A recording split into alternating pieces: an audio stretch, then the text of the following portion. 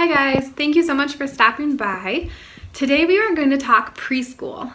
I signed up for a collaboration led by April from A Simple Rugged Path. So I'm going to link to her down below. Go check out her page, and then I'm also going to link to the playlist. So if you're looking for any letter of the alphabet, you can find somebody who has good ideas for you. So don't want to get off on a tangent, but first of all, I should say that when we do letter of the week, we really focus on the letter sounds.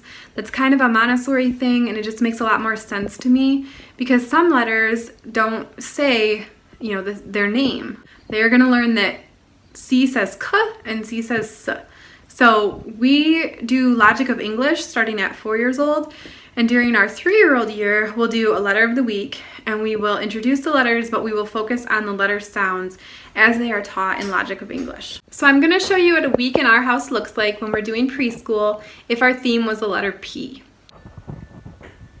So this is how I might set up our shelf, and then I have Trofast bins down here too that I will show you. So the pink tower usually stays there, but it's fitting for P. We have this lacing P, a penguin puzzle, and for my older kids I would probably make labels for this so they could sit the labels with the correct piece. This is in my Montessori haul video that will be going out on Monday, so that is already uploaded and it'll go live on Monday. Be sure to check that out if you're interested in these puzzles.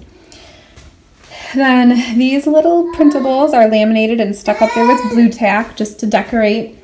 Those are from Memorizing the Moments, and a lot of my printables are from there. I just love her. I've been following her since my oldest was just a toddler, and so lots of great materials come from her.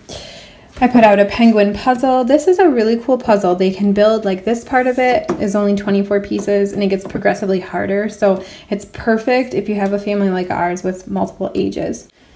This P wheel, I have the whole set of these, so they can turn it. Penguin, pie, it goes around and there's all kinds of P words. And then this is just a dry erase board. I made it into a felt board by putting felt on the back of it myself and gluing it on. And so I can do like felt stories on the back. And then on this side, it's getting pretty rough now, but I just grab a dry erase marker and we just sit down and think of all of the words we can that start with that week's letter. So, pigs, penguins. Once you get going and you think about them, you'll come up with a lot, and I usually fill the whole board up. And then throughout the week, if we have any extra time, I can look at it and pick out something like, Pluto or Panthers or Pennsylvania, and we can look at it on the map or talk and learn more about it. Okay, and then getting into our bins, or trays, as I usually would call them. This is a counting activity, and this is also from Memorizing the Moments. So this is a really fun one because you can pull out, like, say for my 3-year-old, I'll probably just pull out like 1 through 5, and then I will put the number tiles in there, and then you would just match them up and put the tile, and then just lay them out on a rug or on the table. So that is a fun one. All the penguin ones are pretty much from Memorizing the Moments. This is still in one piece. I didn't cut them all out yet since we're not doing this unit this week, but this is size sorting, and so you'd have all the penguins loose in there and just have them, put them in order from largest to smallest. This is a pouring activity, so I would usually look at my list of fine motor skills and gross motor skills and practical life activities, and then I would pick out something that I can tie into the week's theme. So these are just dried black beans. I put the felt in the bottom so that when they spill, they don't make a loud noise, and then they don't scatter all over and bounce as badly. And they just would sit and they learn how to carry the tray to their table and then sit down and pour them back and forth. And my toddlers are always fascinated with this. It is one of their absolute favorite pouring activities. And you can do it with beans, you can do it with rice, corn, anything like that, and then work your way up to smaller particles, work your way up to liquids. And then down here, I set out another puzzle. So for P Week, you could just get out all your puzzles and let them pick a few they haven't done in a while, or like I picked one related to planets for P. Then over here, again from Memorizing the Moments, this is just a Crayola tray. It has the plastic piece over it, so they can use a dry erase marker and just do this tracing as many times as they want to. These ones, I have pom-poms. They would just use the tongs to put one pom-pom on each spot. Or you can do it with glue and then glue the pom-poms on, or you can do it with like dot markers, like bingo dabbers, and they can dot on each one. Lots of possibilities for that. These are all puzzles, again, from memorizing the moments. So I would just pick one or two and have them in here so as not to confuse the little kids. But they have different ones. Baby penguin, mommy penguin. So those are fun. Lowercase and uppercase.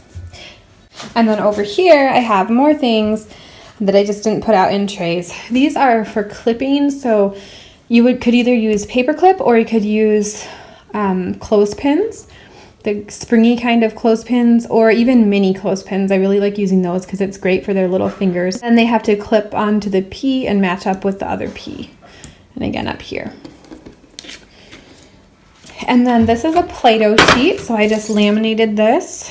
And then I have these stampers, so you just find the right letter and then they can stamp into it, which of course leads to just Play-Doh madness of all kinds, and they can make the letter P, do whatever. It's just a good reminder for me to get the Play-Doh out. This one I looked up today because I really like using these.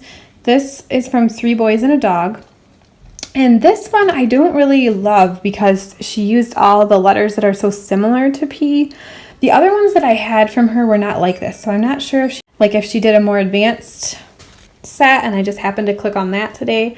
But normally they're just all different letters, and these are really good. They can use a bingo dabber or, a marker or whatever. This one is usually what I start the week with. When I introduce the letter of the week, I'll do a page like this, and then they can just color it in, and we'll talk about the sounds it makes. These are cutting strips. So I would cut them into long strips and then they just cut them apart.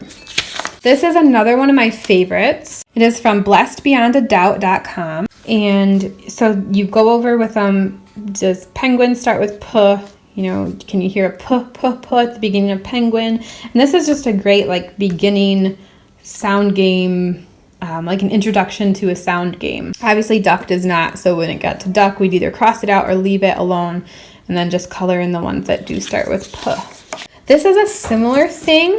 This is a lot of fun though, because they cut this out. This is from Memorizing the Moments as well. It's a separate printable though. It's not under her P printables. You have to look for, you have to search for cut and sort or something, and then she'll have a whole set of them. I just pulled out the A one because I already had that printed. She has them for every letter. So you can cut these into strips too if your student isn't cutting well yet, and they can just cut them apart. And then as they sort through them, I used to make a big show of okay, or a, anchor starts with A, kite. Oh, I don't hear an sound. We have to throw that one away. And I would let him crinkle it up and we'd throw it in a pile or in the trash can or whatever across the room. So that one was really fun for kids who like gross motor activities. And then the ones that they do keep, they would glue on here. And a few more of my favorite resources. This book I did find, I will try to link to it. I found it on Amazon, but it's as a Kindle edition. So do you guys know if you can print Kindle books? Because I thought you couldn't, but they're selling it for $9, and I'm not sure why they would sell it as a Kindle book if it can't be printed. So let me know what you think about that. But these are great because kids who are just starting to cut and can't cut all these details can still cut out a really cool picture. So they can color it and they can cut it out themselves. So those are perfect for these little kids. Another old one, but a good one, Letter of the Week. And this just has, your basic printable, but then it has all these ideas. Just any different way you could think of to celebrate the letter P. So really good ideas on here. And then this is another one, alphabet cooking cards. I did find a used copy on Amazon, so I'll try to link to that too. These are really nice, and if you couldn't get the book, you could just make up your own thing on index cards. Where's the first one? You would ideally laminate these cards and have them, you could have them on a little coil or a ring or something. So they can cook on their own is the idea. So Polka Pigs Party Pizza, and then it has the directions. You flatten some dough, spread the tomato paste on You can talk about measurements. You can talk about, you know, temperatures and safety and all that. And like a lot of them recommend using an electric skillet or just like your frying pan on the stove and teaching them to be safe around that. Kind of fun for a little bit older kids who are starting to be able to follow directions. So I hope that helps if you guys were looking for ideas for how to teach the letter P. As always, you can find me as Married to the Farm on Facebook, Instagram, and YouTube. Thank you so much for stopping by.